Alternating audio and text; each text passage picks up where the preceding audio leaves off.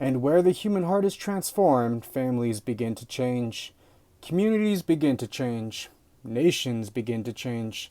Jesus never promised that every nation would be free. He promised something even greater.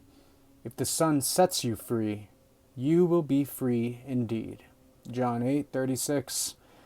That is the freedom that no prison, no empire, no persecution, and no death can ever take away.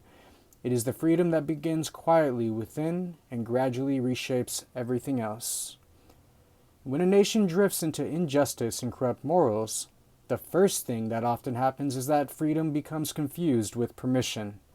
People may still feel free, but slowly the definition shifts from truth and responsibility toward whatever is most convenient, profitable, or emotionally satisfying in the moment.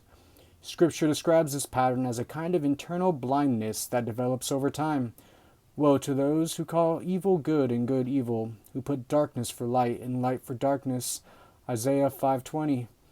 At first, injustice doesn't usually announce itself.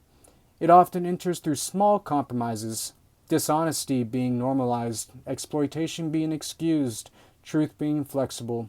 Over time, what was once recognized as wrong begins to feel normal.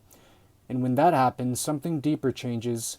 Freedom loses its foundation. Jesus said, "Everyone who practices sin is a slave to sin." John 8:34. That means even if a society is politically free, morally it can still drift into forms of bondage, addiction, corruption, manipulation, division, and fear. Not always by force, but by patterns people begin to accept without noticing. The danger is that a nation can still look stable on the outside while inwardly its moral compass weakens, and when truth is no longer anchored in something higher than preference, justice becomes inconsistent, applied to some, ignored for others. That's why Scripture consistently ties the health of a people to the condition of the heart.